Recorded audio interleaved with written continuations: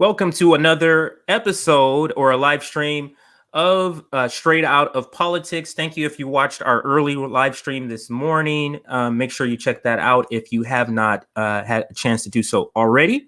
But for this episode, we have a very, very special guest and actually a very special topic with news that just dropped today that we're going to get into now. So I wanted to address this issue from the point of view of a person who isn't already a freedom of speech fighter, who isn't already on the side or on the team or on the, not really on the team of Julian Assange, but on the team of freedom of speech.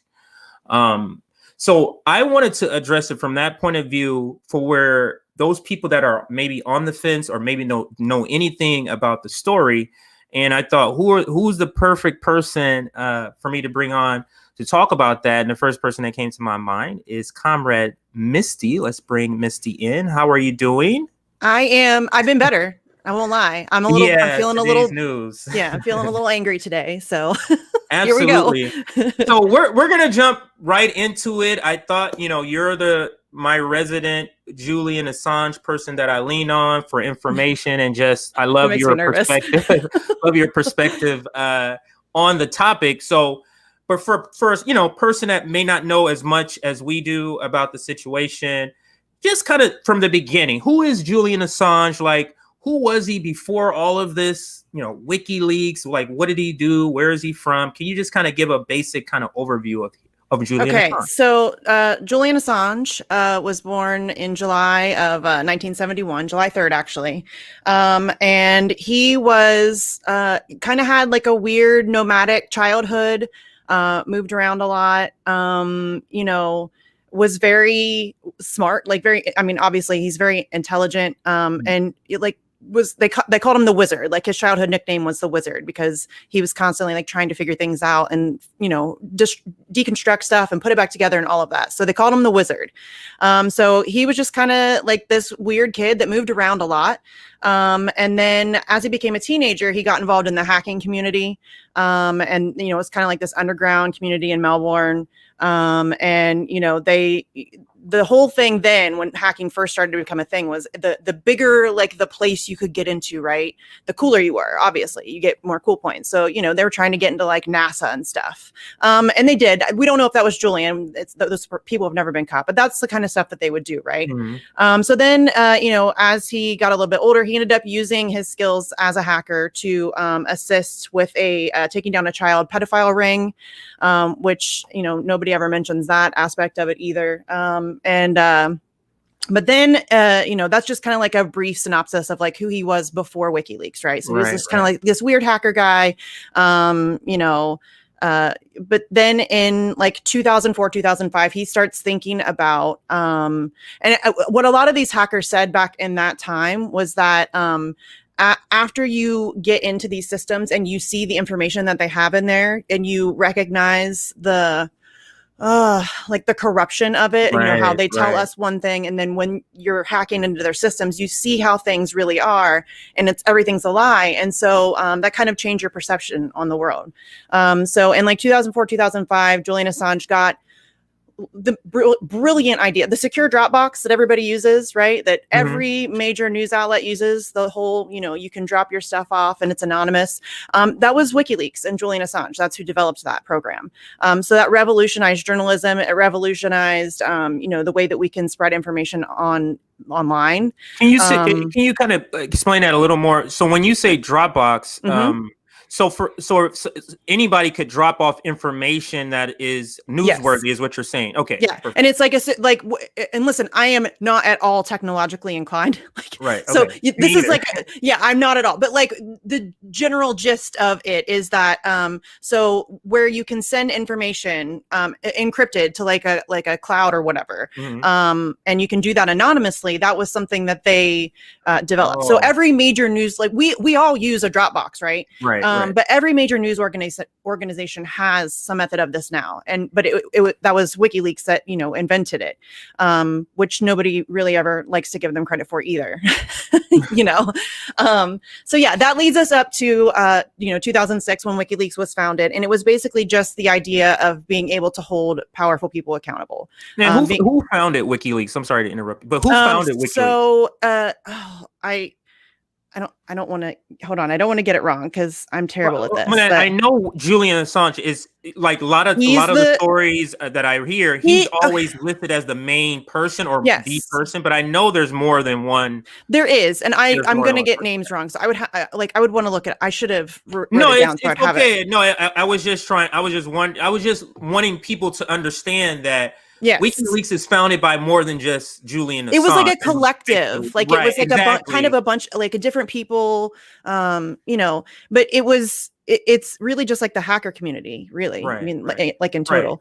Right. The point is not the names, but the point is that it wasn't just Julian. Him, but even though mainstream media does make it seem like. Yeah, I think that might have actually been a little bit intentional, maybe on his part, because that puts everything on him, and so it just like it's like a focused energy rather than trying to shut the organization down necessarily, because they're still publishing. They just published last week, so I mean it's not very often because trying to save Julian's life is time consuming, but they're still operational technically. So anyways, in 2005 or 2006, they developed WikiLeaks, and they published some things, and then but in 2010 is where they really popped off. Like it was a crazy year for WikiLeaks. 2010 is the year where WikiLeaks went from some unknown hacker source to being wow, like this is actually they're releasing some real news. And what was it? What were these news? What was the change, or what were the type of news events, or if you could kind of go into that part of what were they beginning to publish that really like made everybody stand up and look? Jaw-dropping stuff. Legitimately. Like that's not just me being ridiculous. So the first one was it came out on April 5th, 2010, which is the Collateral murder video. And the Collateral murder video is 39 minutes of war crimes, essentially. So it just basically shows 2 Apache helicopters in Iraq. They're flying around and they see some people on the ground walking around, and they claim that one of them is holding an AK-47 or some big gun of some kind, right? And really, it's a journalist. It's a Reuters journalist, and he's holding his long lens camera. But if you've never seen it, I highly recommend people go watch it. It's distressing. It's really difficult to watch. It's murder.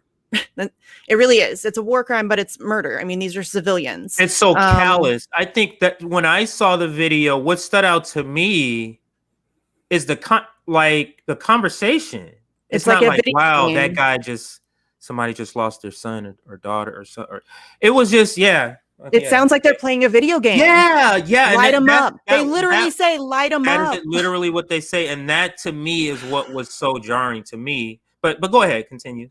No, but that's absolutely that's exactly why I would tell people to go watch it, because it really does show the callousness of war, the absolute, like it's devoid of all humanity.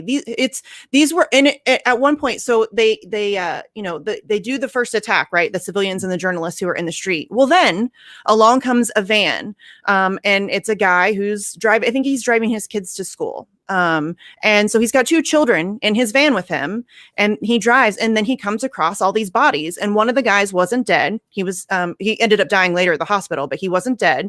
So the guy stopped and was trying to help him. And so they came back around and then shot again, which is another war crime. That's called a double tap. And that's when you come back and you try to attack first responders to the people that you've just slaughtered. And so that's also another war crime. So, and there are kids in that van, and children. So it's really jarring. And again, it sounds like they're playing a video game.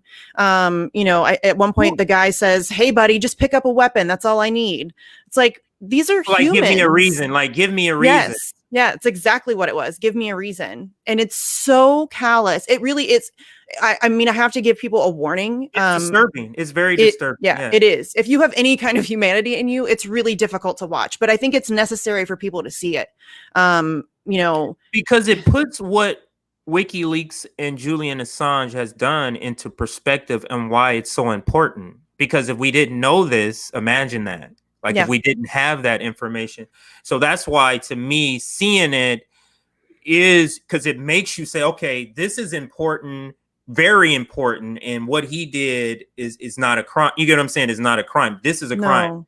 So, but I'm sorry to interrupt you. Continue with your breakdown. So in 2010 is where we're so that's the first one. 2000. That's just the first thing they released in 2010 is Collateral Murder. Okay, and that's in April. Then in July they released the Afghan War Logs, which the Afghan War Logs, at the time was like one of the largest leaks in history. It was then surpassed by the very next leak. But this one came out on July 25th, 2010. So it's 91,000 war documents going from January 2004 to December 2009. These are the ones that he worked with Der Spiegel, The Guardian, The New York Times, because he knew then that WikiLeaks was too small. Like nobody, it's really difficult to get people to pay attention to this kind of information in our country. But we're kind of right. Unless it comes out of main menu, or it's like something that's known, like a known venue. Right. Then people kind of just that's just conspiracy. That's just weird people. Yeah. So he partnered up very smartly and very, people say he's an egomaniac. Well, if that were the case, then why did he agree to, spread out the information so that more eyes would get on it rather than just focusing on himself? But that's neither here nor there. And this also was something that they try to use against him on, like, he put people's lives in danger, because that's another thing they will often use against him, is that him leaking this stuff, he kind of docks people or whatever. And to this day, they've never been able to prove that that's true. They've never been able to link to a single instance where the leaks that Julian Assange put out caused somebody to come to harm. Now, I think they're telling on themselves when they say that. I think more of what they're subconsciously conveying to us is that if people find out what's really going on, we're really going to have some enemies. And that's what they mean by people are going to be upset. Like, hey, you are the bad guy and you need to be handled. And yes, that puts people, I think that's more of what the context is, not necessarily a specific person, but that's how they try to make it seem.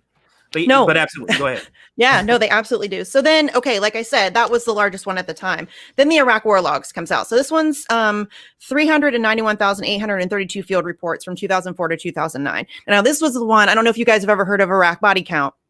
But there's a great website that, was trying to just keep track of civilian deaths in our wars, which is astounding that that's not something that people even care about. It doesn't seem, but so WikiLeaks, this ended up giving 15,000 new previously unknown civilian deaths that they were able to list. So that gives like a voice and a name to those people. Can you say that number again? 15,000. So that then took the death total up on the Iraq Body Count website to 150,000 civilian deaths. There was 150,000 deaths and 80% were civilians. Sorry.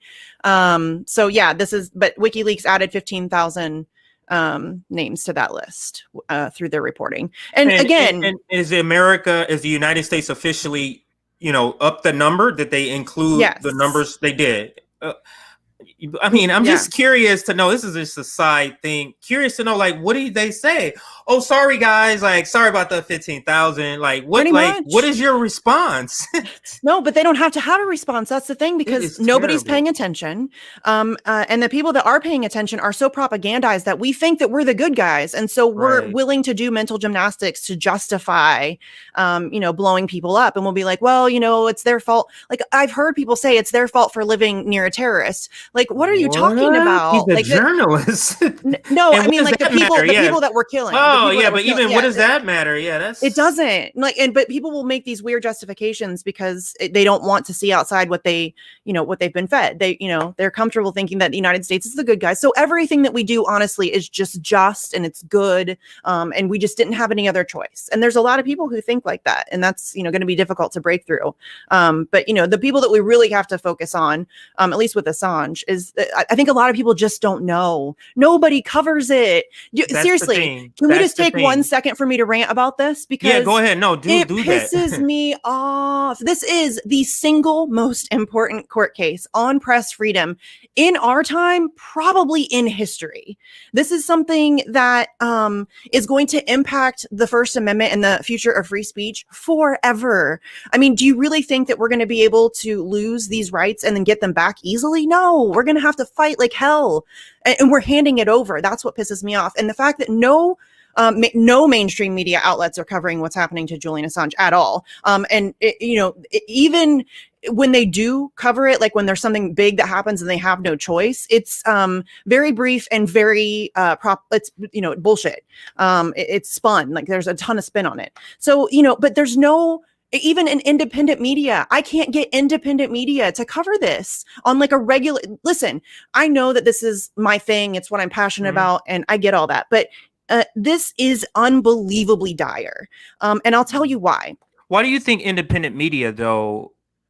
They're afraid. Do you think is it that it's not clickable? Like, what is it not translating into? It's not that it's not clickable, because I think people actually do want to know what's happening with Julian Assange. And I think especially once more people start hearing about all the crap, they're going to be, I think a lot of people are going to be furious and ready to go. I just think a lot of people just don't understand what's happening.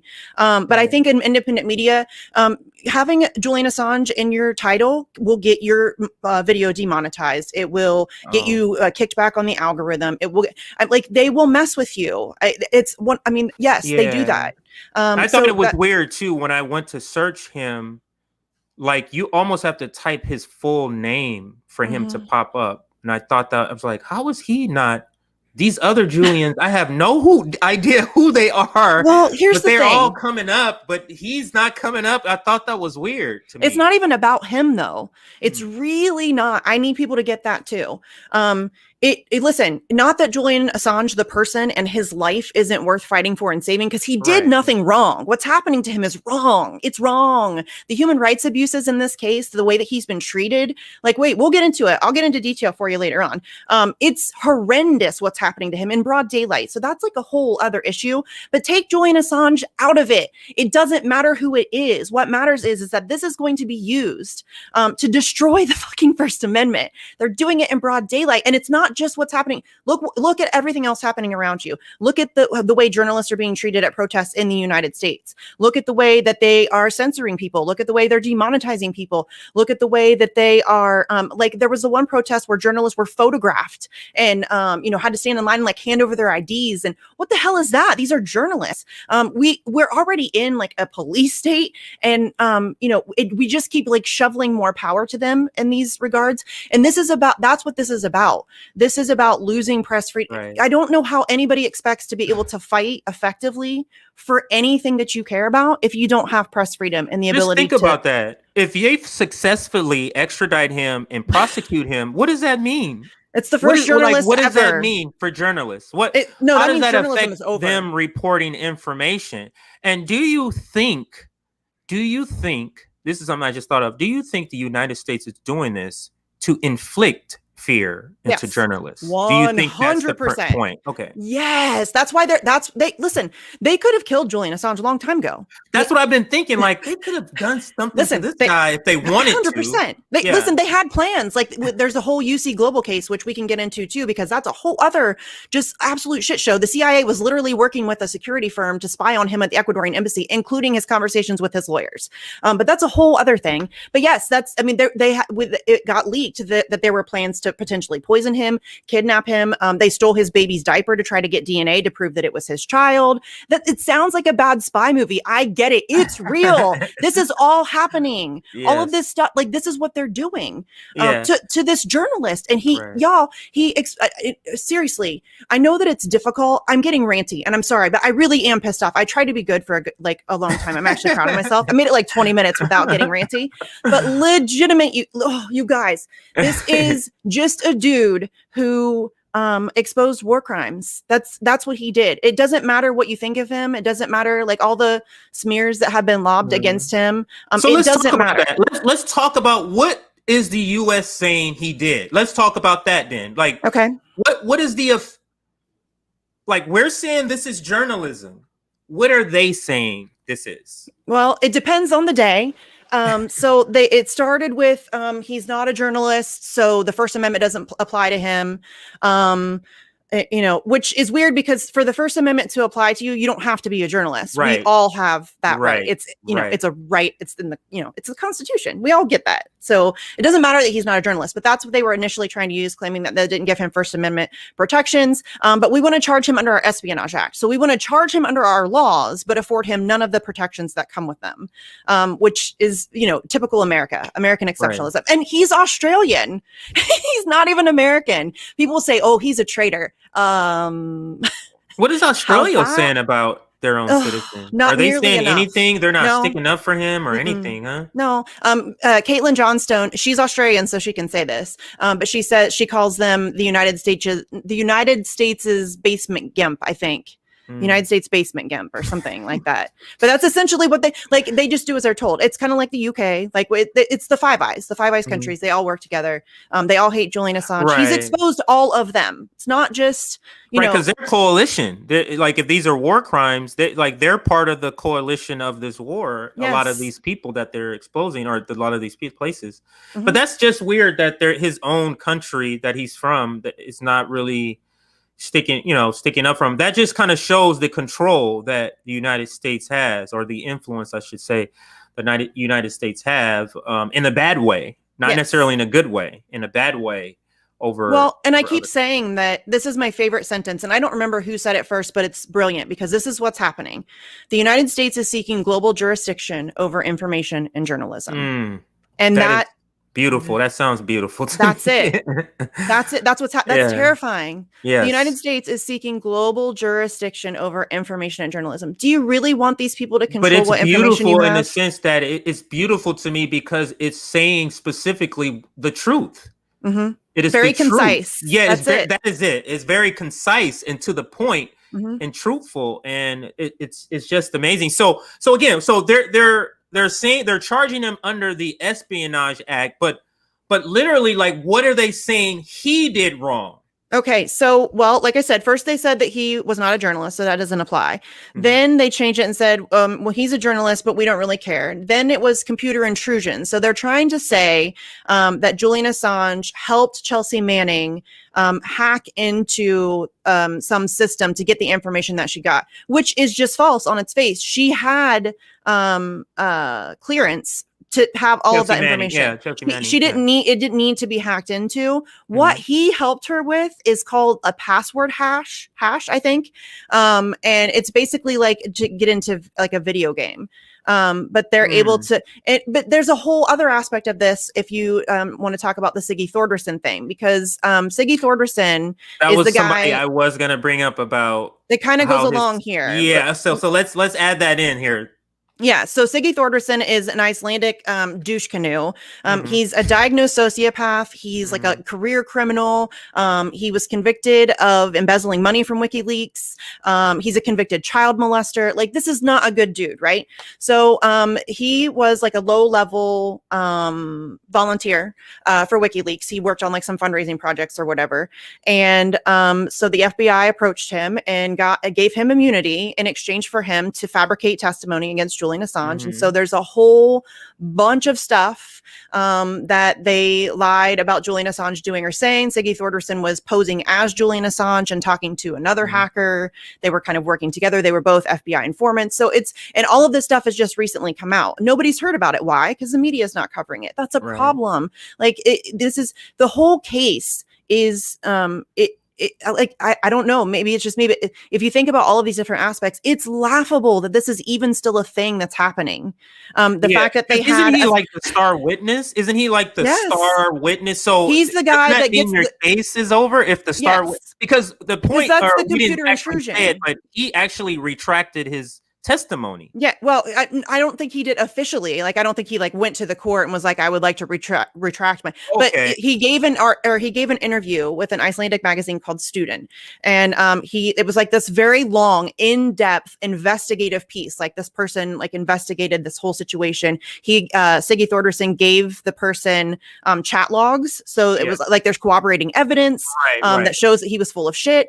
And so essentially he just made up a whole bunch of stuff, and that goes along with the computer intrusion stuff, because he was pretending to be Julian Assange and then talking about requesting people to do computer intrusion, like hack into public officials stuff.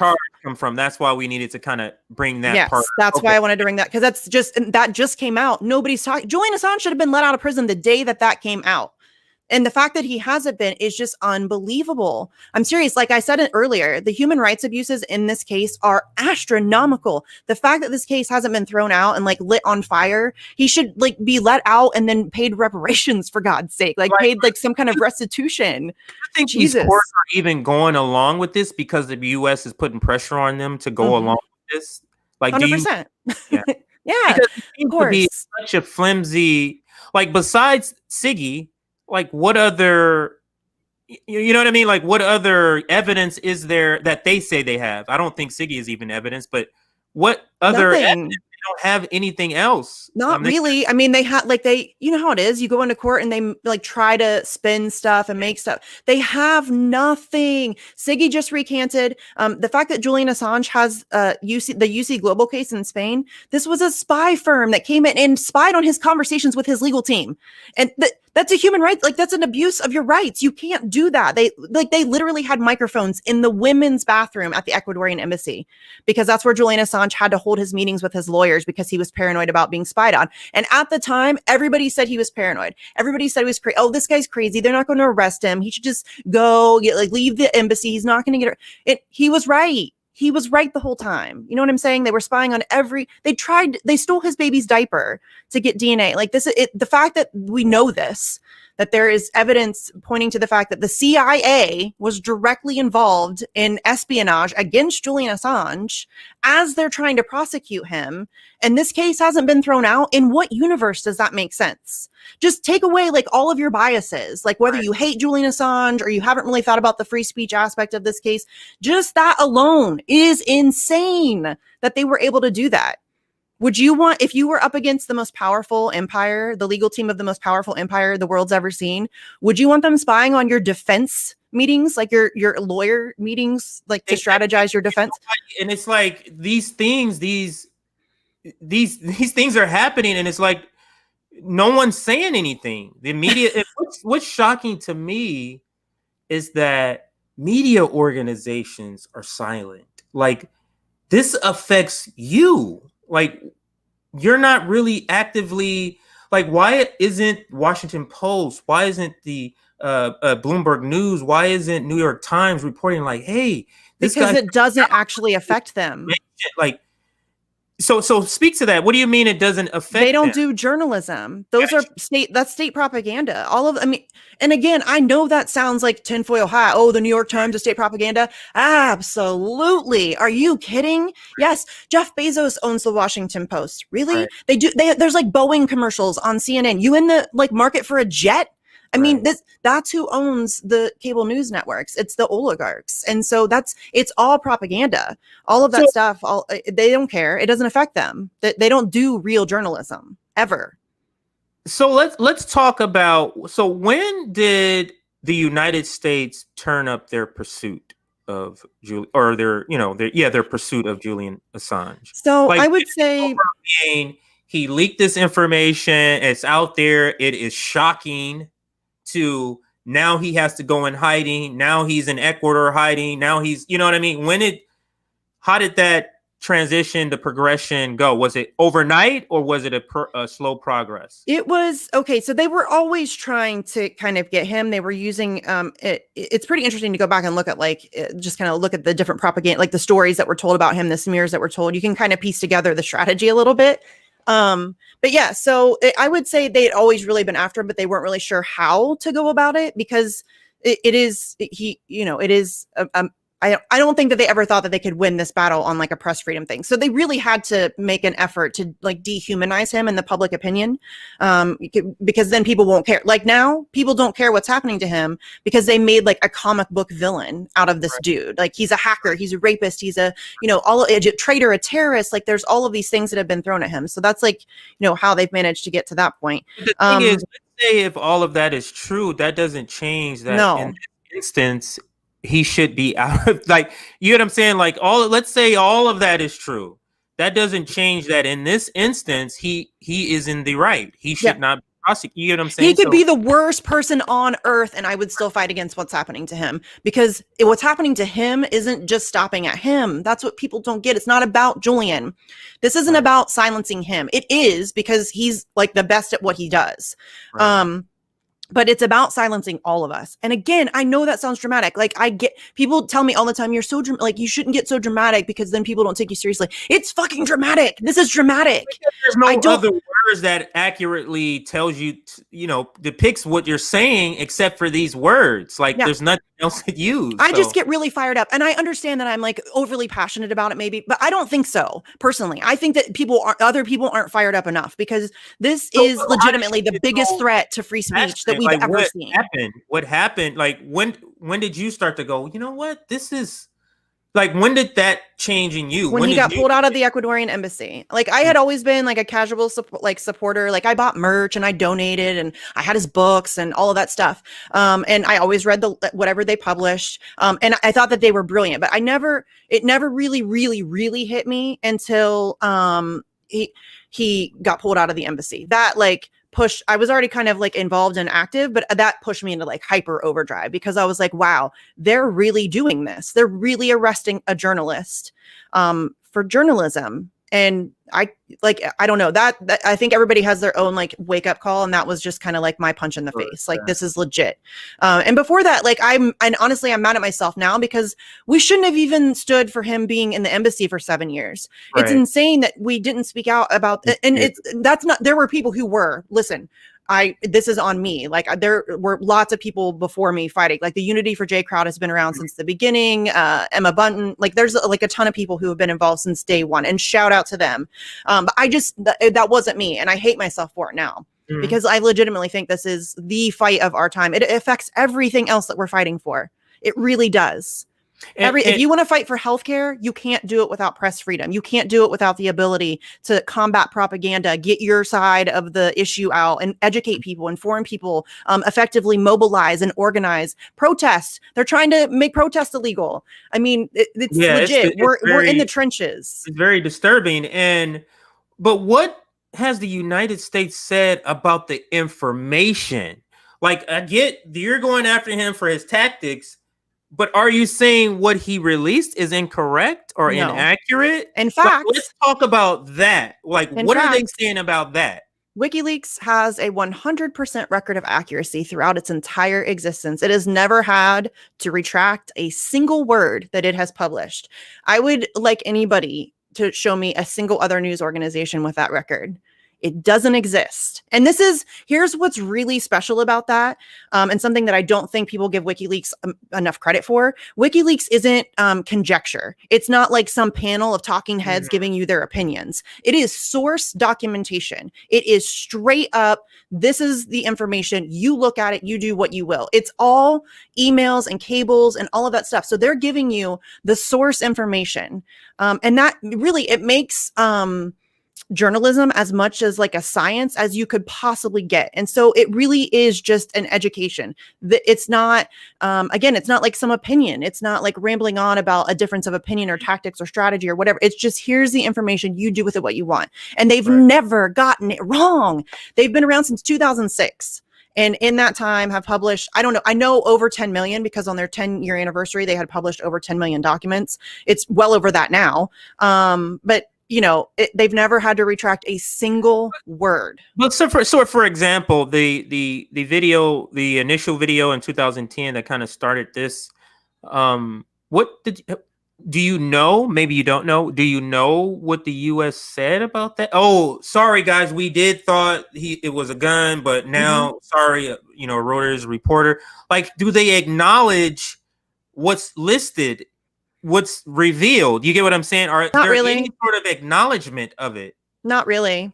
And what they do essentially is they'll talk around it, like they'll do the whole, oh, well, we thought it was a gun, or they'll say we investigated ourselves and found that, you know, nothing, you know, what they always do. They spin it and then they distract. So they spin whatever shit that they did. And then what they do is, that's why they made Julian Assange a villain, because if they make him a villain, people aren't paying attention to the things that he's releasing. They're not talking, like during the 2016 election, people weren't really like, people still don't talk about what he released. They talk about how he's responsible for Trump, which is bullshit, but they don't talk about what he released. The fact that there was the primary was 100% rigged against Bernie Sanders. Right. There's no question.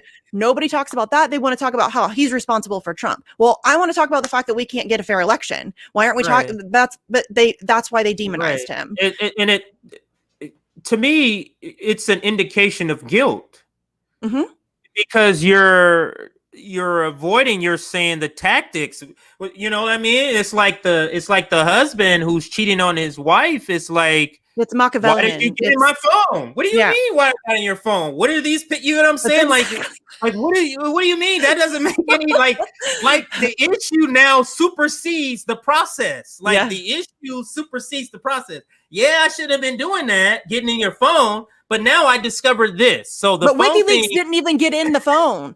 WikiLeaks, just as a publishing outfit, took information from a whistleblower and published it. That's what journalists do every day. That's journalism. That's so like every journalist. Let's talk about the person who actually got it, Manning. Chelsea Manning. So how long was she in prison? Because she didn't want to give up her sources, and she was the source. She was the source, but she didn't want to give up. I'm sorry. Why don't you explain what? Okay, so what she brought into court, and what didn't she give up, and she was ordered to jail. Okay, so Chelsea contacted WikiLeaks about the information that she had. They, had like some conversations, figured it all out, all of that good stuff. So one thing that people don't realize is a lot of people will try to claim that WikiLeaks burned her as a source because she did end up getting arrested. That's not true. She was in a chat room with Adrian Lamo, and she was telling him about what she had done. And so that's how she got it. So it had nothing to do with Julian. A lot of people will try to say that it's his fault that she got arrested, and that's just not the case. So she even says that she doesn't say that. No, absolutely. No, that's just reality. He had nothing to do with her, getting caught. So she, obviously they published the information. And what did you want me to, what was I? No, I was just saying what was she brought into court for? What did she refuse to do? So it was espionage, as well, or not. And, so she had, I think, like 15 different charges, maybe. So, but they ended up getting her, at first, I think she got a 35-year sentence. I don't know if that's right. 35 years, which is unbelievable. It's incredible. Then she spent 7 years in jail and prison, and she was tortured. Essentially, I mean, she would be forced to stay naked. They wouldn't let her sleep. Like they would do noise, so that she couldn't sleep, or to turn bright lights on, all of that good stuff. Just terrible. And that's just a thing. What is happening in the United States? How are they doing this? Oh, just wait until you hear about special administrative measures. It's just terrible. We can talk about that too. Happening? What? we are being told about what's happening with our government is just complete. It's literally just Hollywood is made up. It's not manufactured. I call it manufactured reality. That's what we live in. We don't know what's like. Okay, so here's another thing that Julian Assange, a reason why I became like a really big supporter of Julian Assange is I was watching him give a speech or something one day, and he said that it doesn't matter what your ideology is, like what you believe in politically. All of that stuff is hollow because we don't even know what's happening. So there's no way for us to like plan where we're going if we don't even know where we are. We don't know where real begins, and we don't. We don't really know. We don't. A lot of what the government does is theater. Yes. Like what they're telling us about other countries is lie. Like that's not the truth. Yes. And it's not even just like present day too. Our history is a lie. I mean, we all know our history. What we know, what we learn in school is not our history. It's just not. And so we're really, it's going to be difficult. I think it's going to take like kind of a mass awakening for people because that's a lot to take in that your whole life is kind of a lie. It's like the Truman Show. Yeah. It's like the Truman Show where you think this is your life and you discover it's like, but then it's not. And everything you thought you knew. Lie and oh wow, it's quite it's heavy. Yeah, it's very heavy. So Chelsea Manning gets sentenced to 30 some odd years initially. Then 7. Obama then commutes the rest of her sentence after he leaves office. Doesn't pardon her, but he commutes her sentence. Why do you think he does that? Because it left her open to be able to. No, well, yes, I think his legacy. I think that guy is such a narcissist. Yes. Yeah. He is such a narcissist. I think he's like maybe one of the most narcissistic people that's ever walked the face of the planet. I'm not a doctor. I'm just saying, like, don't come for me. I don't give a shit. Don't come for me. And everybody can have their my opinion. Yeah. So fuck off. Yeah, I'll get trolls on that. But yeah, like I think that's why he didn't go after Julian Assange. He didn't want that to be on his legacy, to be the guy that destroyed the First Amendment. So they put it on Trump. Everybody hates him anyways. He's not very smart. Let's put it on Trump. Let's make Trump do it. And that's it. I just think that he was worried about his legacy. It's terrible. So Donald Trump picks up the prosecution or does the prosecution. Does just Joe Biden have to pick that up, or is it his decision? He can drop it today. Let's drop it. Joe Biden. What are they saying about it? Do you know? Nothing. What are their official words? It's just nothing. It's just so bizarre. It's just, we'll keep quiet as long as our comrades in mainstream media nobody don't speak. Asks them. Yeah. And they're not going to ask them because they're part of the team. Yeah, they all are in cahoots. Not telling people the truth. They're part of the team. Well, WikiLeaks exposed that, y'all. I mean, there's like a list of like 60 some odd reporters who were working directly with the Hillary Clinton campaign, going to dinner parties with them. Glenn Thrush, there's an email for him where he literally says, I know this makes me a hack, but here's my whole article. Do you want to read through it and then give me some notes if you want me to change anything? A journalist is sending articles to a presidential campaign for approval. That's the state of your media today. That's your mainstream media. That's not me making that up. That's a real thing that happened. Yeah. And all of these, they're all in cahoots. Yeah. No, I was going to say there's people who watch this, Misty. I know. And they don't hear us say, like, listen, like, wake up. Like, how do we get to those people? I feel like the only way we have to go door to door and say, hey, almost shut that shit off. Turn it off. I'm gonna pour water on this TV so you can't watch it. I think honestly, it will take it's going to take mass public pressure. Like the people who know need to be more involved, I think, and because we're out of time. Like it would be nice if we had like the time to just kind of dilly dally around. We don't have that kind of time. This is a lot of really bad things are happening right now. And if you look at the way that our freedom is being attacked, it's very, right now we're in kind of the same like crisis that like situation that we were after 9/11. And that's when we got the Patriot Act, and they're already working on much worse stuff. And more spying, more intrusive spying, less privacy. It's terrifying. And here's the thing: just go along with it because we're doing it to protect you. Yes, because they're scared. Fear is used against us all the time. It's the most effective weapon against a human being, is using their fear. And they know that. Their propaganda game is very sophisticated. They know exactly what they're doing. They know how to make you accept these terrible things. They have a lot of practice. And so, yeah, they use fear. And then people, because they're afraid, are willing to just hand over their rights and, please save me, big brother. And that's a really difficult thing to combat, because a lot of people don't recognize that they're doing it, and because they're afraid. Do you think there's a break? Like, do you let's say we're United States continue on this fascist trajectory where we're doing these things, clamping down. Do you think there's a point where people who we're talking about who watch MSNBC and CNN, where even they'll say, yes, this is getting crazy? Do you think how much longer before we get there? Because I don't know if it'll happen. Been there a while ago, but you know what I mean. Like, I don't know if it'll happen fast enough. We need it to happen like now. But the problem, I think, with a lot of, and it's just humans, I think in general, people don't care about something unless it affects them directly. And that's what makes the Julian Assange thing so difficult to get people to care about, because the concept of free speech is very abstract. It's not in your face every day how that's being taken away from you, because you can say whatever you want right now in your house and to your friends and on your phone and in your text messages. But that is slowly being stripped away from us, and your privacy is being stripped away from you. They already are able to monitor all of your every text, every email, every phone call, everything. They can Julian Assange in Vault 7 release that they can spy on you from your smartphone and your smart TVs. It's really bad. And what I want people to recognize is, if we want to have a functioning society, we need to flip something, and we need to flip it very fast, because currently the people in power know everything about you. Everything. They know everything. They know where your kids go to school, what kind of shoes you wear, what your favorite restaurant is, where you buy your gas, all of where you vacation. They know everything about you. They know where you shop, what you browse on the internet, everything. And we know nothing about what they're doing. And that needs to be flipped. People in power shouldn't be able to just do whatever the fuck they want. They need to be held to, if we're going to have positions of power, they need to be side-eyed constantly, all day long. And that's not where we're at. They're watching everything that we do, and we're not paying a bit of attention to what they're doing. And they're able to do it behind closed doors, because we've given away all of our rights and demonized all of our truth tellers.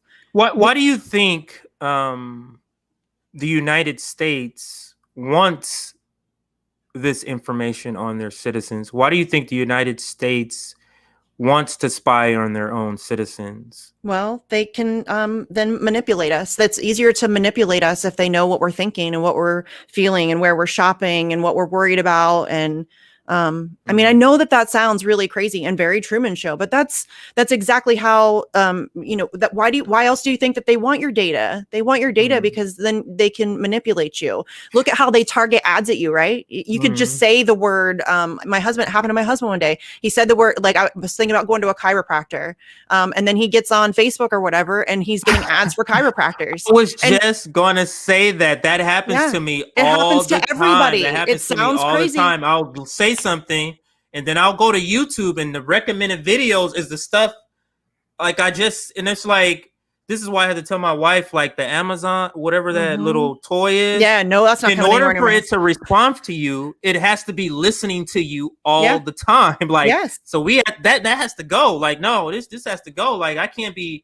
But the thing is, it's everywhere. My phone, like anything that has a listening device and a camera, it's truly disturbing. So if the United States, who claims to be this beacon of freedom and free speech, if they're willing to do that, what's going to happen to journalism, Misty? Journalism's over.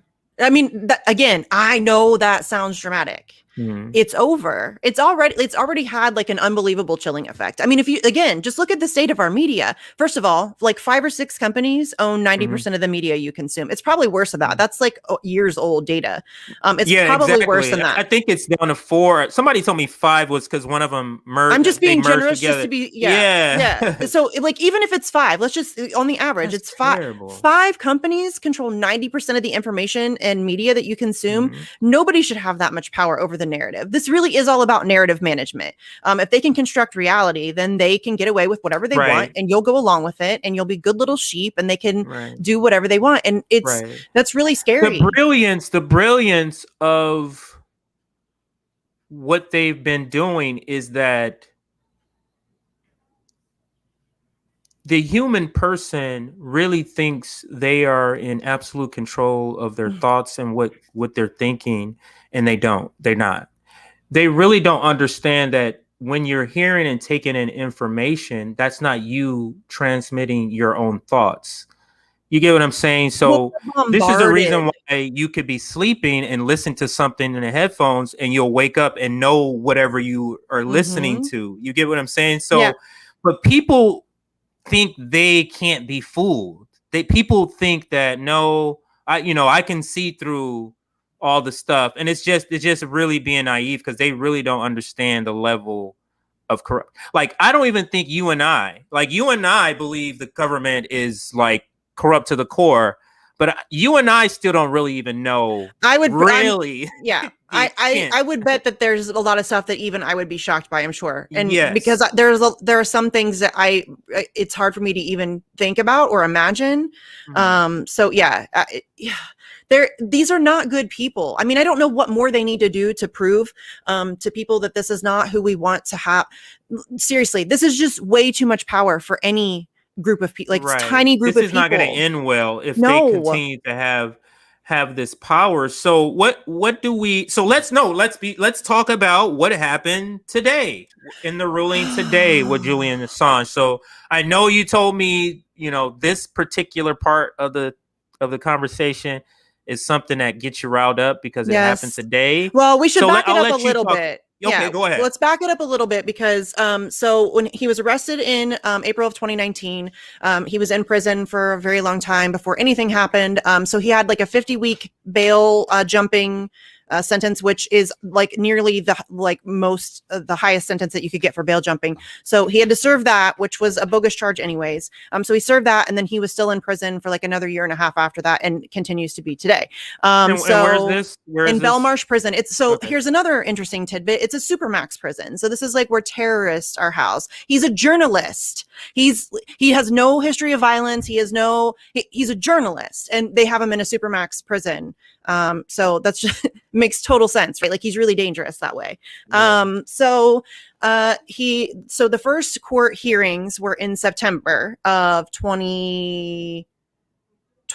2019, I don't know. It's so hard COVID messed me up so hard with dates, like time's weird now. Well, it might have been September.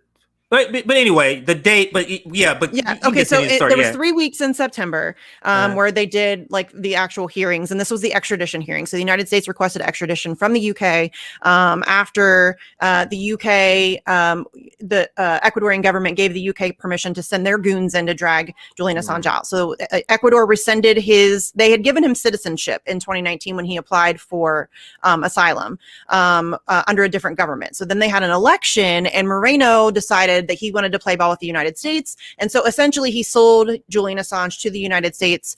He got an IMF loan for $4.2 billion. The country of Ecuador did. Are you serious? Are you serious? Yes. I know, again, sounds conspiratorial. Sounds like a bad spy movie. That was a coincidence. They're saying that's just a coincidence. Yeah. Just a total quinky dink, man. Nothing to see here. Yes. So they got a $4.2 billion loan from the IMF. And Julian Assange was then dragged out of the Ecuadorian embassy. And so then there were the hearings in September. And that was 3 weeks of just like really terrible. It was awful. There was like 3 or 4 days of medical testimony where they discussed his mental health and the fact that he was diagnosed autistic and all of this stuff. That was really a difficult 3 weeks of testimony. So then that ended. And then in January, Judge Vanessa Baritzer actually ruled. So it was a ridiculous day because she ruled in favor of the United States and agreed with the United States on all of the actual like scary legal stuff that like they're, attacking a journalist for doing journalism, that all of that aspect of the case, she agreed with him on that. But the only reason that she denied extradition was because she said that he was a suicide risk, and that the United States prison system is so oppressive that he would be at high risk of suicide. And he's already at high risk of suicide. He's been psychologically tortured for 10 years, over 10 years. That's not me saying that. That's the UN Special Rapporteur on Torture, Nils Melzer, saying that he's been the victim of psychological torture for over a decade. So of course he's a suicide risk. Y'all have fucked with him for 10 years. Right. So that was really difficult testimony to hear, though. And then so she ruled against extradition based on the fact that he was going to be a suicide risk on January 4th. And then like, forget what the terminology is, was supposed to be released, right? But then on January 6th, they went back in for the bail hearing, and she decided to deny him bail. So she decided against extradition, but then is going to, and because he's a mental health risk, right? And then decided to keep him in the conditions that caused him to be a mental health risk. Makes a lot of sense. So if they deny extradition, that technically, that in a sense means like the charges are over, right? But because she the said charge that the charge is not coming from the UK. Yes. She said out of respect for the United States prosecution, she was denying bail and keeping him in prison until the appeal was heard. So what the fuck? How about some respect for Julian Assange? Where's the respect for him as a human being who's being held without charge? Like without, you know what I mean? He's been held without charge for 2 years now, and now you've denied extradition. And so the loser of the motion now gets, the special treatment, preferential treatment. That works well, right? Yeah, totally, totally fair and unbiased.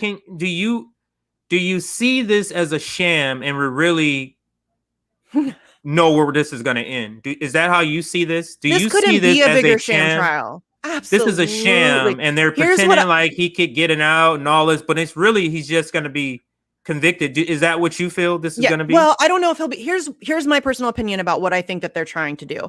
I honestly think that they're just trying to kick the can down the road as much as humanly possible. I think they would love nothing more than for him to just die in prison. I think that they're able to do this kind of loud, just loud enough to like for the chilling effect to take over, but just quiet enough, or at least they're keeping people as uninformed as possible, so that they can get away with it. But yes, I think just listen to the things that I've told you.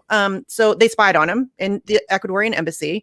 When he was recently put in Belmarsh 2 years ago, he requested a laptop, right? So that he could participate in his own defense, which is your right to do if you're going to trial. And so he requested a laptop. It took over 6 months to get it. And when he got it, the keys were glued down.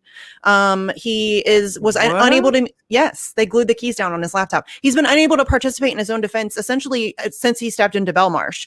He's denied his legal papers. He's unable to see his lawyers, especially now with COVID. They've really cracked down on, there was one day after court that he was strip searched 4 different times, and all of his legal documentation was taken away from him. He's been denied the ability to effectively participate in his own defense. Again, this is like human rights abuses. The fact that they spied on him, the fact that he's unable to participate in his own defense, all of this stuff. It's just such a sham. It is I think that's the point. I think now the more when I heard you run down the things that is happening to him, I think this is the point. The process is the punishment. The torture is the punishment. This is the point, is to drag this out a long time where, this stress is stressing him out. He's going to die because it looks bad for them to go through with this. America can't go through with this. If they bring him over here and put this guy in prison, you know what that's going to say? Like, that's going to have an effect. So in place of that, let's just drag this out, torture him in this manner, which is it is torture. 100%. Yeah, and we get what we want. He'll die, a lonely man. That's basically what I see, my assessment, my opinion on it. Yeah, no, there's no question about it. I mean, he's essentially been in solitary confinement for the past over 2 years. That's torture. More than 7 days is considered torture. And this is a guy who also came from the Ecuadorian embassy, where the last few years of that stay was also torture because the new government had taken over. And what I find interesting too, and just to talk about a little bit about the smears that they tried to launch against him, so he was in the Ecuadorian government for 5 years before that election took place. After that election took place, that's when all of the smears started coming out about, oh, well, he smears feces on the wall, or he doesn't take care of his cat, or he doesn't bathe, or whatever. There was all of these smears, like where they were trying to make him seem gross and icky, right? Well, it was convenient that for 5 years, when the other government was in office, nobody ever talked about any of these smears. And then all of a sudden the United States lackey takes over and all of these smears come out, but nobody ever talks about the fact that that was like an obvious shift in narrative. Right. After 5 years, none of this. And then new government. Now, did he just like flip personalities and all of a sudden become like this disgusting guy who smears poop on the walls? I don't think so. But if they repeat it enough times, it becomes true. And that's, what they do. I think another thing that we're seeing with this case is that America has influence over just about everywhere. America is like in the movies when you see the mob boss that has a judge in his pocket and he has a congressman in his pocket. That's what it feels like the United States has. Like they're getting. I don't even know if it's necessarily even the United States. I think that there's like a cabal of oligarchs who kind of control everything. That is a better way. Yeah, that is a better way, because the United States is more vague. It's not. It's not, but that is a better way. It is. It's the oligarch. It's money. Whoever's got the money. Yeah. That's who's really in charge. The United States is just used as the bully, right. To get the terrible things done, to steal people's resources and to, all of that stuff like that. I think the United States is just used as the muscle. I think that it's really just like a global oligarchy. But the United States is just a very effective tool because we have a huge ass military that's become like the method of bullying and, power and aggression. When you say global oligarchy, what comes to mind is that picture or that picture of Donald Trump or Putin with the crown prince of Saudi Arabia. With the little thing. Yeah, and I was just creepy like, fuckers. Yeah, it's just like that's what it is. It's a giant oligarchy club. And they don't care. They looking at it like Battleship. They're murdering people, heads off this, and you know what I mean? And they're just laughing it up. Yeah, they're psychopaths. The world is their playground. This is just a playground to them. Yeah, and you're just a pawn. Like they don't think of us as humans. I mean, I think they see us as pawns, like things that they can move around in order to personally benefit themselves. They don't care about actual human beings. That's what I keep telling everybody. You don't reach a position of power like that and be a good person. Right. You just can't. It's not possible. You have to be willing to exploit people, and I mean. You have to be like, it's really bad. It is really bad. And what's really scary about what's happening now with the United States is that because the United States has been the bully, once we make it okay, it's okay the globe over. And now, and we've already seen this happening. China pushed back on somebody when they said something about the way that they treat their media. If you haven't seen the video of the president of Azerbaijan, go watch it.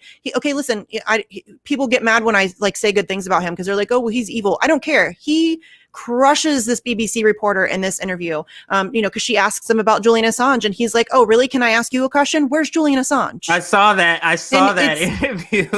Yeah, because she's like trying to say, "Well, you don't treat your journalists very well," and he's like, "Really? I don't." And that's it. But they're going to be able to use what's happening to Julian Assange now to justify their own treatment. And that's why I say the United States is seeking global jurisdiction over information and journalism, because Julian Assange is not an American citizen. He's never lived in the United States. WikiLeaks is not an American company. He was an Australian citizen who also was given Ecuadorian citizenship, who publishes globally. And so it's just this, it really is. They're seeking, they want to be able to go, and they essentially said this in court. They want to be able to go, if you publish something that embarrasses them or that they don't like, they want to be able to go and pick up anybody, anytime, anywhere, from any country and put them in jail.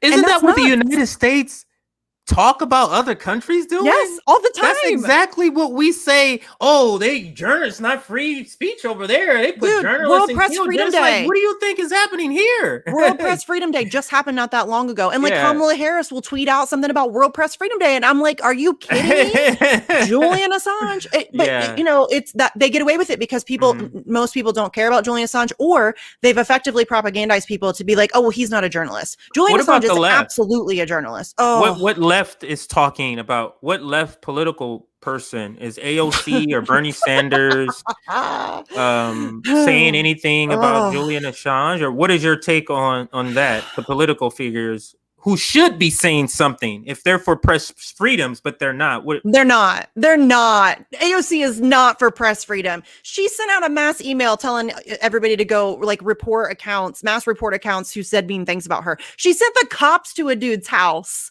or somebody sent the cops to some dude's house over a tweet. Like she is not a friend of press freedom. She's just not. And she hasn't made, what is her, has she had given a stance or anything? One comment. So Jeremy Scahill interviewed her and he asked her about Julian Assange and Edward Snowden. And she said that she thinks Edward Snowden should be considered for a pardon, but she has concerns about Julian Assange. And that's the only time she's ever spoken on it. And Jeremy Scahill didn't really push back on what that meant or what concerns that she had, or, the implications about press freedom and the future of it. Nothing. So it was, that's the left. That's the left's version of saying, yes, this is wrong, but I'm an elected leader and I have Nancy Pelosi as a boss, so I can't really say something. So I'm just going to say concerns. Yes. That's the only time she's ever spoken on it. Bernie Sanders, who Julian Assange revealed that he was cheated in 2016 and gave him everything that he needed in order to challenge that primary, everything to fight for his people, to fight for the people that fought for him. He had Julian Assange handed it to him on a silver platter. He could have fought that election. And Bernie Sanders has not even said his name one time since he was arrested. Not once. Not one time. Won't talk about it. It's disturbing, but again, it goes back to the power and influence of this corrupt government. Like people are afraid. Like these two people, Bernie Sanders of all people, should be saying something. Like of anybody in government. Like if you ask people, conservatives, Sarah Palin came to his defense. Like Sarah Palin did. And she's a victim of Julian Assange. That's what I'm saying. Her emails were released. But most people would say, if I had to guess, Bernie Sanders would be the one that's sticking up. And it's disturbing. It's just to see people just say, I'm just not, like for their own self-preservation, I'm not going to get involved. I'm just, I agree, but like I'm not gonna get involved, and it's to me it makes disturbing. Me furious. It makes me furious because you're right. If you would have told me 5 years ago that Sarah Palin would come to the defense of Julian Assange before Bernie Sanders, I might have died laughing. Like I might have literally died laughing, and that's a reality that we live in. Sarah Palin came to his defense, and what did she say? What for our audience that don't know? She, honestly, I had to watch it a few times because I was like, is she punking me? Like, is this like, am I being played here? But she did like this video where she's sitting in a room and she just says, listen, several years ago, it was in 2008 when her emails were released. WikiLeaks released Sarah Palin's actual emails. And so of course she was no fan of his back then and she said terrible things and whatever. So she was like, I know that back then I said all these things, but now I am looking at this from like a press freedom aspect and I was wrong and I'm sorry. And we should fight for Julian Assange. And I'm like, what is happening? What is happening here? That's a real thing that happened. And Bernie Sanders can't even say his name. It wasn't, you know what I mean? Like time has passed. Like she's serious. It wasn't like she hasn't like gone back on it. I don't know that. I don't follow her. I don't. So I don't know if she said anything since then. But I think you would have probably heard. Probably what somebody would have shared it. Somebody would have said. She's pretty quiet. Yeah. Said something, but. It's truly disturbing, but I think before we log up, we've reached our hour, but before we take off, I still want to talk more about what happened today. Oh, okay, yeah. Sorry, I get on rants. Okay, so here's what happened today. Though, yeah. So today was a preliminary hearing. The United States was appealing the decision by Judge Vanessa Baratzer because essentially what they said when they requested to be able to appeal. In the UK courts, you have to request an appeal, and if then they look at it and decide if it even has merit to be heard, right? So they did the request for an appeal, and Judge Vanessa Baritzer said that they could appeal. So there's 5 different grounds that they could appeal on, but she was only going to give them permission to do 3. And the other 2 that they weren't allowed to challenge were the ones based on his mental health. So they didn't like that answer, so they appealed that decision. And so that was essentially today we were going in to find out if they were going to grant them the appeal on just the 3 points, or if they were going to go ahead and give them all 5 that they could appeal on. And it did not go our way. They are going to be able to appeal based on the mental health decision as well.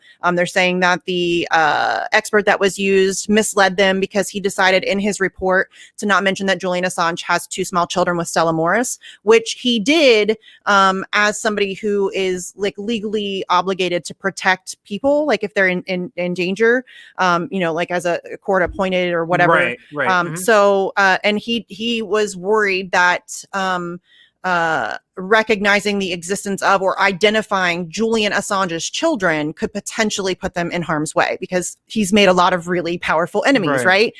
That's terrifying to me as a mother. I can't imagine, this like the greatest empire in the world hating the father of my children. Right.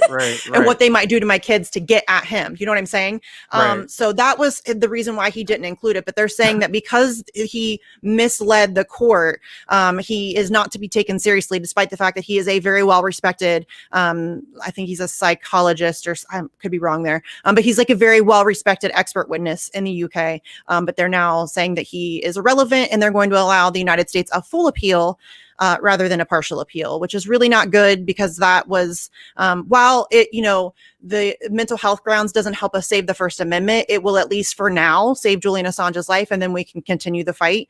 So now we again have to re-up the fight for Julian's life, as well as trying to figure out how to combat the complete destruction of the First Amendment. Now, why was it so important about these 2 particular options to appeal? Well, these were the ones based on his mental health. So that would have been basically in January, it was ruled that he could not be extradited because of his mental health. And so now they're saying that this expert, his opinion doesn't matter, despite the fact that he's the guy that has spent the most time with Julian Assange assessing him. I think he spent, multiple hours with him over like the course of 6 visits or something, which is a lot for like a situation like this. And they're saying he misled them. And so that means his opinion doesn't matter. That means he's not but he misled them on a point that has nothing to do with Julian Assange. Like, you get what I'm saying? It has nothing to do with him. He didn't mislead them on information about Julian Assange. This other side issue, failing to mention his children, has nothing to do with this, because he lied about, because he lied about eating a taco salad the other day. That means this over here is a lie. That's basically what you're saying. No, yeah. It's like an immunologist. Everybody's worried about COVID right now. It's like it would be if an immunologist lied to you about maybe like the paper that you wrote your work on or something, like you told a lie about the pen that you used or whatever. And now that means that discredits all of your actual science. You know what I mean? So so they're saying that because he misled them on this completely irrelevant point, that means that he's no longer a credible witness. And so his testimony doesn't count really for anything. And so he's not mentally unwell, and he's not a suicide risk, and he's not autistic, and he's not. So now they're going to let them appeal on those grounds as well, which means he is much more at risk for being extradited to the United States, because that was at least the one thing that was keeping him from being extradited. Because to me, granting them those options is basically saying you're going to grant the appeal, the extradition, because if you're saying, yes, this person misled it, and enough to us to say now you can appeal on that, isn't that the same thing as saying you don't believe it initially?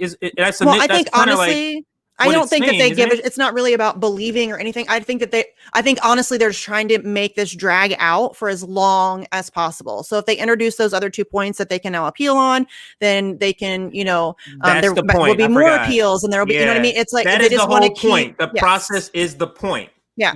And if they close that off, it kind of closes off their avenues to appeal, which means this will come to an end, which means the torture comes to an end, which means the fear that they're trying to place into journalism right now comes to an, or that avenue comes to an end. It's all connected to that. And this is the reason why, this is a tangent. This is the reason why I always say these podcasts, these conversations are very important, because people now are the journalists, like regular people, because we cannot depend on corporate journalism. Shouldn't even call it that anymore. Corporate media, because it's not journalism. It's not journalism at all. Like the point you brought up about them changing the title of an article because Joe Biden called, like, that is journalism to you? Like, that is just terrible. So what is next, though, for Julian Assange? Like, what is next for the people that's fighting for him? There's another court date. Is that what's next? October 23rd and 24th is now when the appeal will officially be heard. So now that we know what they're going to be able to appeal on, that October 23rd and 24th is when that will take place. So we are definitely going to be planning actions surrounding that. I'm going to make an impassioned plea here to please help us. Please help us. If not for, like, don't do it for me. Think about how this legitimately impacts you and what this means on the broader scale.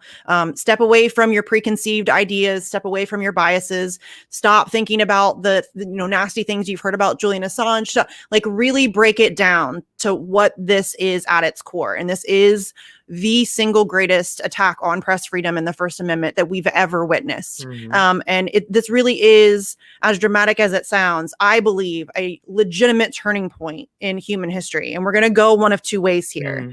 And I don't want to go down the path where we are no longer allowed to have information and where we're no longer allowed to educate ourselves and make up our own minds and decide what we want to see, hear, read, think, and know, what we can talk about. I mean, to me, that's really scary. These are people who we know lie to us. We have empirical evidence of a multitude of instances where they have weapons of mass destruction, the Gulf of Tonkin. I mean, I can go on and on and on and on. How many times do they get to lie? So and they want to now control all of the narrative. And that's a really, really scary thing. And I'm not trying to like scare people away, like just by being dramatic, but we really do need help. People aren't talking about it. People aren't covering it. If you're an independent content creator, please dedicate some time to this on the regular. Don't do like an 8-minute video every 6 months. Keep talking about it. Make sure that I can help you. I'm not like super cool. I don't have a ton of connections, but what little I do, I will absolutely use to help you. I will find people for you to talk to. It's a very complicated case, but we need people talking about it, because the more people hear what's actually happening, I think that you can't deny, once you hear the reality of what's happening in this case, I think it becomes abundantly clear what's happening, and the dangerousness of it becomes really clear too. But we really do need help. It's going to take mass public pressure.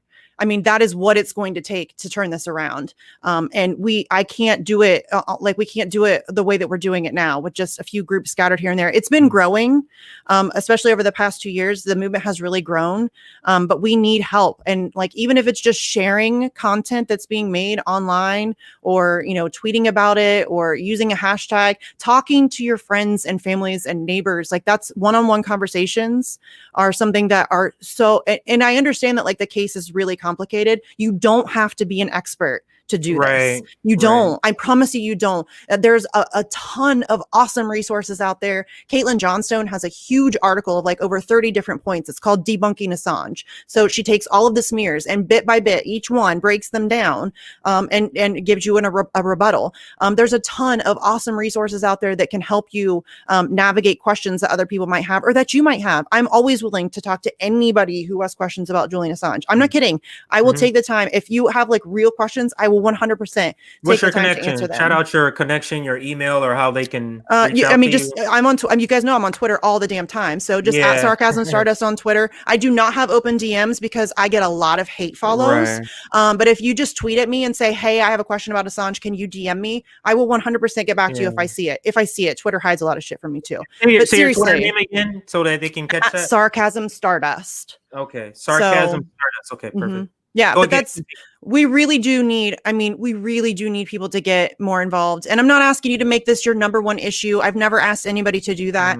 But just getting more people talking about it would be so incredibly helpful. I mean, I have like a ton of people that I follow on Twitter. And if you guys just put out like a couple of tweets a week, that would help us get to more eyes. But we're really at like, ground, like, here we go. We're at the breaking point. Like something is going to break. We're either, like you said, we're going to go two paths. Yeah. And if he dies in prison, I mean, the only thing I can, this sounds terrible. The only thing I can hope is that would galvanize people, and almost make him a martyr, where people will then but it shouldn't come to that. Let's not let him die in prison. Right. Let's not do that. He has two young sons. He doesn't need to die in prison. This is somebody who showed you the truth and at great personal risk. And he's like a late 40s. He's 50, just turned 50 in prison. Okay. It was his 10th birthday in prison. Like he's now been in there for over a decade. I should say in detention, because Ecuador isn't technically, the embassy isn't technically a prison, but right. But I get what you're saying. You're in prison because you're confined, because you have this imperialist government that's no sunlight, no access to medical care, dental care. The 7 years he was in Belmarsh, he had the embassy. He had no medical care, dental care, or anything. So yeah, he's really, they're torturing a human being to death slowly, in slow motion, in broad daylight, because he exposed their crimes. And I mean, I think that should make everybody a little bit upset. It's terrible. It's just terrible to hear.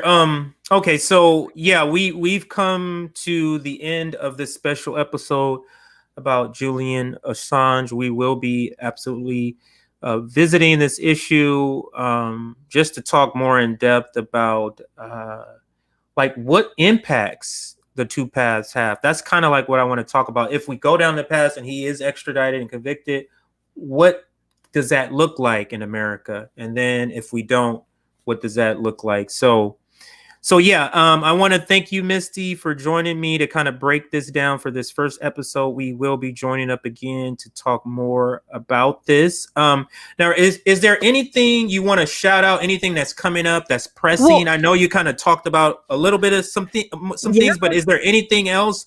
I want to give you the floor to kind of give your last little rant or announcements or anything like that. I have been ranty. I really was trying to be good and like educate people, but I'm just really pissed off today. This ruling really, I had a little bit of hope that we were going to have a good day today. We did not have a good day today.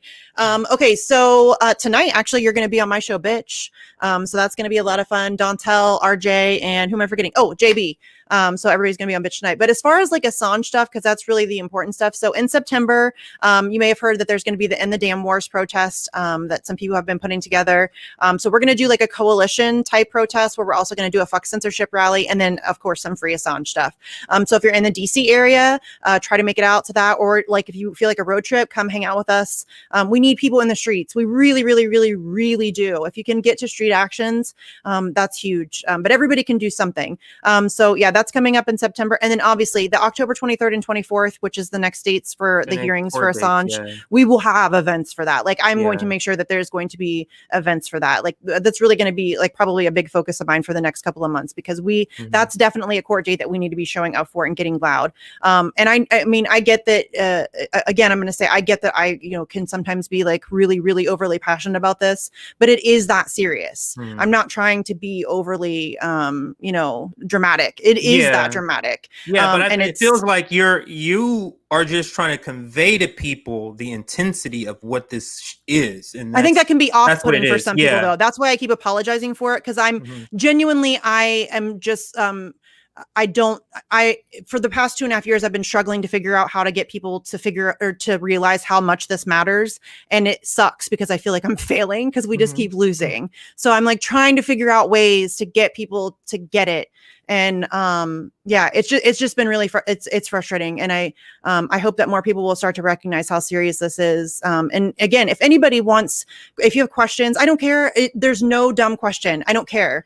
Come ask me. Seriously, I would love to help dispel any myths and help you, feel comfortable talking to other people about it, because that's what we need. So thank you for having me on and talking about this. The guys at FHL have done a lot of Assange stuff, and I know like some of you are just like kind of coming on board too. We don't care. Like we don't care who you are. We don't care what your ideology is. We don't care if you've been on board for 10 years or if you're just coming aboard 10 minutes ago. We don't care. Everybody's welcome. We need everybody. Right. So yeah, I mean, we welcome like any coverage. It doesn't, even people who, I said this earlier today on Twitter, even people who hate me, if you want to come on board to help with Free Assange and saving press freedom, welcome aboard. No hard feelings. Let's just get to work. I mean, we have to do this together. It's going to take all of us. So thank you for having me on. I really do appreciate it. No, you're very, very welcome. And that's going to do it for this episode. That's Rome calling me. I'll call him back in just a second. Hi, Rome. I miss you. I tried to turn the sound off, but I don't know why. I miss Rome. So I'll call him back in just a moment. But definitely this topic needs to be addressed a lot more often and just talked about a lot more, just to keep this in the news, keep this front of thought. And that's going to do it for this episode of Straight Out of Politics. Join me next week for another episode of Straight Out of Politics. Same time, 3 p.m. Eastern on Wednesday. And I'm signing off. Thanks again, Misty. Just hang on after the stream. Hang on a second.